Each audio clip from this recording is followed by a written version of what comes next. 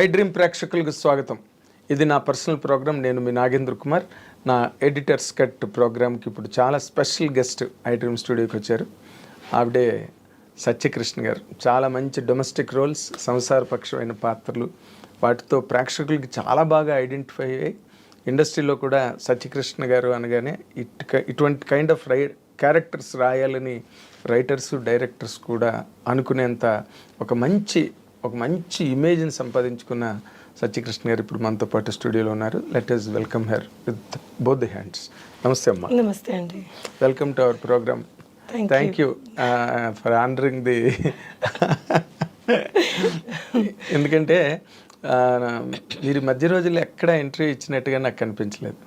లేదండి, అసలు అంటే I'm not very comfortable giving interviews. So చాలామంది అడుగుతారు, కానీ ఎందుకో నాకు ఇంటర్వ్యూ మన వర్క్ షుడ్ స్పీక్ అని always I had that in mind. మనం ఏదన్నా చేస్తే that it self is an interview అని అనిపించేది. కానీ ఇప్పుడు మీరు పంతం మీద చెయ్యాలి, కనబడాలి అంటుంటే ఇంకా సరే మీ మాట కాదనలేక వచ్చాను. అంటే ఏం లేదమ్మా, ఇప్పుడు మీరు ఇన్ జనరల్గా మీ కెరీర్స్లో మీది ఒక స్పెషల్ కెరీర్. అంటే మీకు మంచి ఇమేజ్ ఉన్నా మీరు రెగ్యులర్ సినిమాలు చేయరు. ఎందుకు చేయరో ఎవరికి తెలీదు.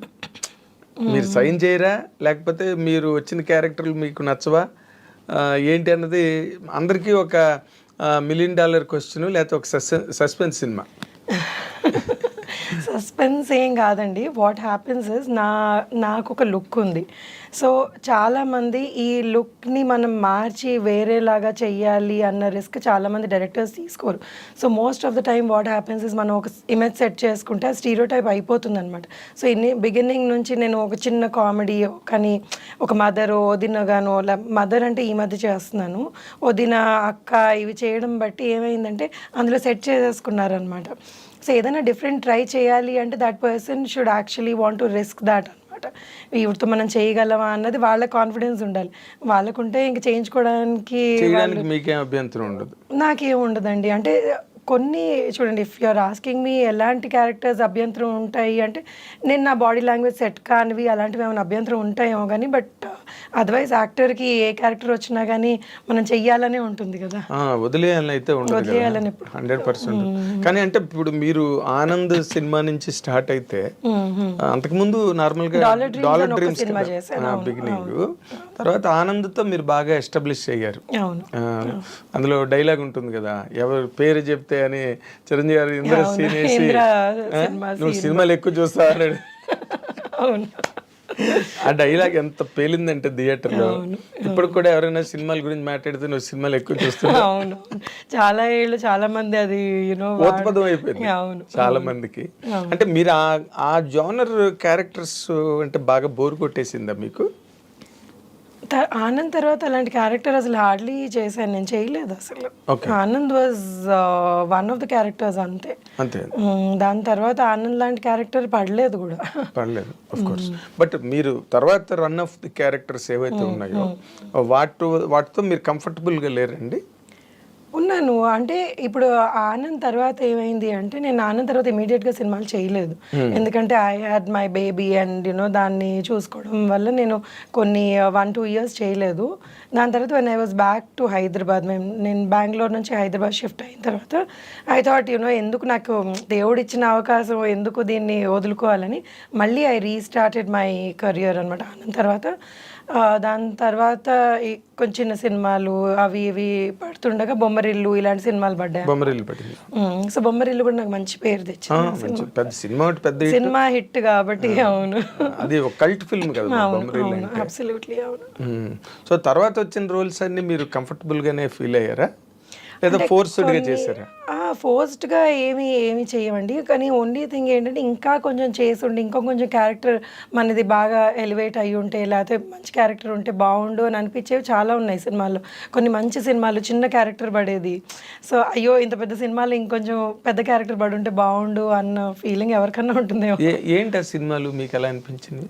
అంటే ఇప్పుడు పేర్లు అడిగితే నాకు గుర్తు రావట్లేదు. కొన్ని చాలా మంచి హిట్ సినిమాల్లో ఇంకా క్యారెక్టర్ బొమ్మరిల్లే అనుకోండి. బొమ్మరిల్లో కూడా ఇంకొంచెం క్యారెక్టర్ బాగుంటే బాగుండు అని అనిపించేవి ఉంటాయన్నమాట అలాగా. సో ఆనంద్ అంటే అసలు అనుకోకుండా అంత లెంత్ వచ్చేసింది. అవును, అది అప్పుడు నార్మల్గా మీరు డాలర్ డ్రీమ్స్ తర్వాత కూడా కొంత గ్యాప్ ఇచ్చారు కదా. అంటే నేను ఎప్పుడు సినిమాల్లోకి వద్దాము అని అనుకోలేదండి. సినిమాల్లోకి రావడం నేను అంటే నా కెరియర్ వాజ్ నేను హోటల్ మేనేజ్మెంట్ చదువుకున్నాను. అవును, మీరు తాజ్ గ్రూప్ లో. అవును, అక్కడ చేసేదాన్ని ఫ్రంట్ ఆఫీస్ లో. సో శేఖర్ వాళ్ళ కో ప్రొడ్యూసర్ సునీత గారు అని, సునీత తాతి అని ఒక ఆవిడ ఉన్నారు. ఆవిడతో వచ్చి లంచ్కో దేనికో వచ్చారు, లేకపోతే ఆవిడ లంచ్కి వచ్చారు. So they saw me there అనమాట. అరే ఈ అమ్మాయి బాగుంటుంది, మనం సినిమా చేస్తున్నాం కదా, ఈ అమ్మాయిని అడుగుదాము అని అడిగారు. సో వీళ్ళు ఏం అడుగుతున్నారో కూడా నాకు అర్థం కాలేదు అప్పుడు. సో నా క్లాస్మేట్ ఒక అబ్బాయికి చెప్పాను, ఇలా అడుగుతున్నాను, చాలా చిన్నదాన్ని అప్పుడు, ఇలా అడుగుతున్నా, ఏముంది ఏం పోతుందో ఆడిషన్ అంటే పోదాం పదా, బైక్ మీద వెళ్ళాం ఆడిషన్. సో అది వాళ్ళు ఫ్లాట్లోనో ఇక్కడ చేశారు. మేము అనుకున్నాం ఏంటి ఫ్లాట్లో ఆడిషన్స్ ఏంటో, అసలు ఆడిషన్ అంటే కూడా తెలియదు. సో వెళ్తే ఏదో డైలాగులు చెప్పారు, అది ఏం చెప్పానో కూడా నాకు గుర్తులేదు ఇప్పుడు. So they said okay will work అని. సో ఆ ఎంటైర్ ఫిల్మ్ మా షిఫ్ట్ ప్రకారంగా జరిగిందనమాట. సో నేను ఈ షిఫ్ట్లో ఉన్నాను అంటే పాపం Shekhar would plan the morning shoot, లేకపోతే ఈవినింగ్ షూట్ అలాగా. సో అలా చేసుకుంటూ చేసాను. బికాస్ ఐ నెవర్ థాట్ ఇది సినిమాలు నా కెరియర్ అవుతుంది అని నేను ఎప్పుడు అనుకోలేదు. ఆ టైంలో అసలు ఊహించలేదు కూడా. సో వచ్చింది ఏదో చేసుకున్నాము అంతే, ఇంక దాని తర్వాత మర్చిపోయాను కూడా దాని గురించి. సో అంటే ఇట్ వాజ్ బికాస్ బ్యాక్గ్రౌండ్ లేదు కదా, so I didn't even know what that was.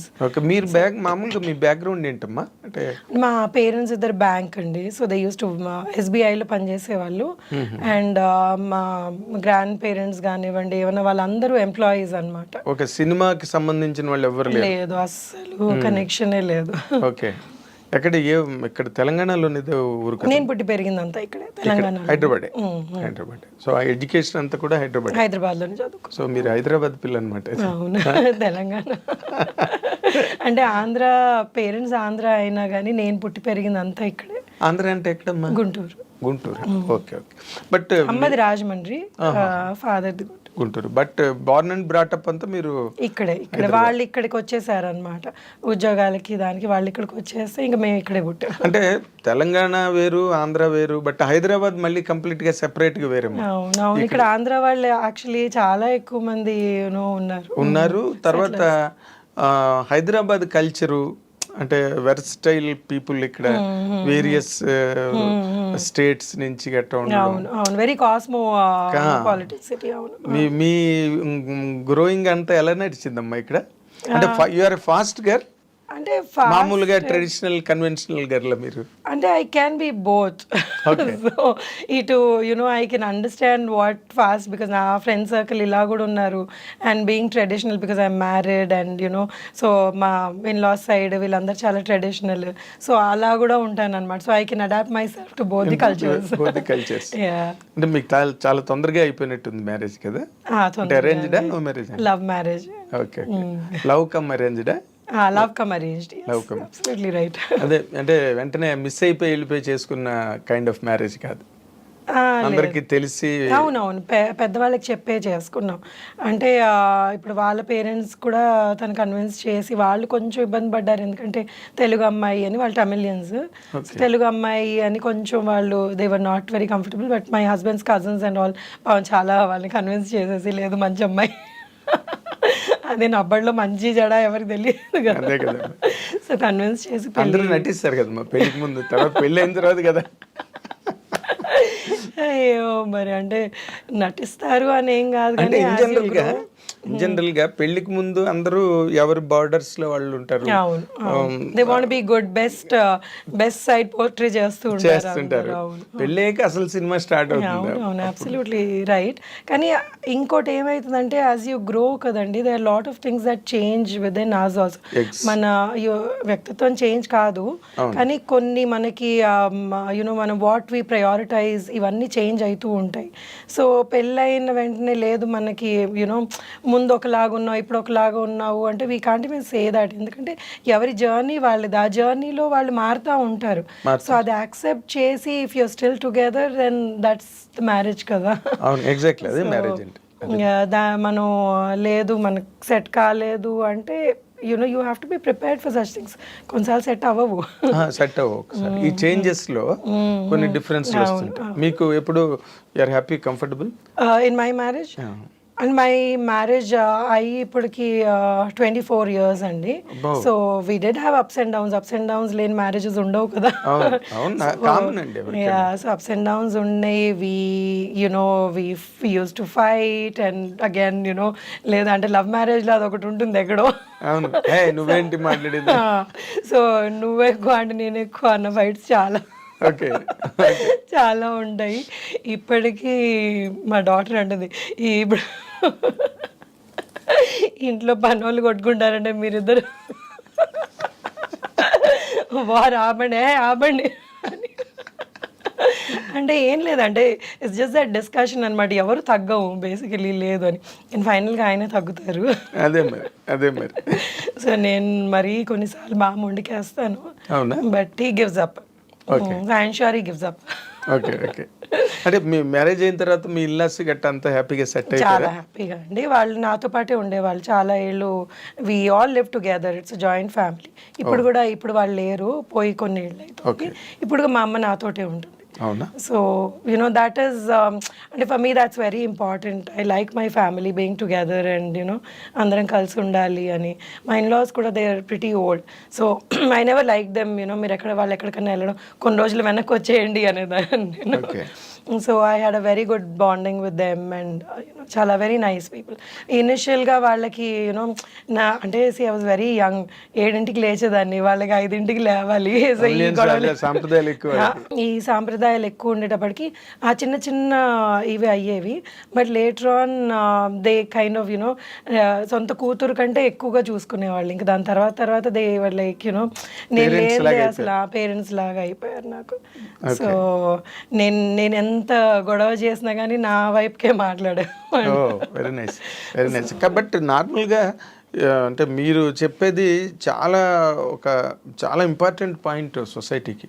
ఎందుకంటే చాలామంది ఇవాళ రేపు గర్ల్స్ మ్యారేజ్ చేసుకున్న తర్వాత ఇల్లాస్కి దూరంగా ఉండాలనుకోవడం, లేకపోతే వాళ్ళ ప్రెజెన్స్ అంత బాగా లైక్ చేయకపోవడం. I always loved being with them and they were nice and నాకు ఎన్ని నేర్పించారు వాళ్ళు how to run the family అన్నది. నేను వాళ్ళ దగ్గర మా అమ్మ నేర్పించలేదు. Mummy was very carefree women. మా మమ్మీకి ఏంటంటే షీఈ్ అగైన్ న్యూక్లియర్. మేము చిన్నప్పుడు పెరిగిందంతా మా పేరెంట్స్ మేమిద్దరు అక్క చెల్లెలం అనమాట. సో వీ వర్ నాట్ అంటే ఒకటి they were very well connected to their family, but we had a separate family. మేము సెపరేట్గా పెరిగాం అనమాట. సో మా ఫాదర్ వెళ్ళి వాళ్ళని కలవడం, లేకపోతే పెద్దనాన్నలు అత్తయ్యలు వాళ్ళని కలవడం, మా మమ్మీ వెళ్ళి వాళ్ళ సిస్టర్స్, ఇదంతా. But then they nobody lived in our house. So నాకు పెళ్ళయిన తర్వాత అందరం కలిసి ఉండడం అప్పుడు వచ్చింది. And I really enjoyed it. నాకు అది ఎప్పుడు లేదు సెపరేట్గా ఉండాలి, నాకంటూ ఒక ఇల్లు కావాలి అని ఎప్పుడు అనిపించలేదు. They never made me feel like that.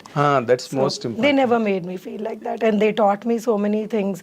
నేను కొన్ని విషయాలు అంటే ఇప్పుడు చాలా చిన్నది ఇది, నెల అయ్యాక ఈ సరుకులు తెచ్చుకోవాలి అని మా మమ్మీ తెచ్చేసేది, మాకు తెలిసేది కాదు, ఏం కాదు. సో ఇలా లిస్ట్ రాసుకొని తెచ్చుకోవాలి, మనం ఇందులో ఉండాలి అన్నది ఇవన్నీ మా అత్తగారు మామగారు నాకు నేర్పించారనమాట. My father in law was from railways and he was my god. అసలు ఎంత ఏమంటారు దాన్ని అంటే ఎంత పర్ఫెక్ట్గా ప్లానింగ్ చేసుకునేవాళ్ళు అంటే ఏదన్నా కానీ అన్ని బాక్స్లో నీట్గా పెట్టుకునేవాళ్ళు, అన్ని ఫైల్ చేసుకునేవాళ్ళు, నెలకి మనకి ఇంత అయింది ఇది అని ఆ బడ్జెట్ వేసుకునేవాళ్ళు.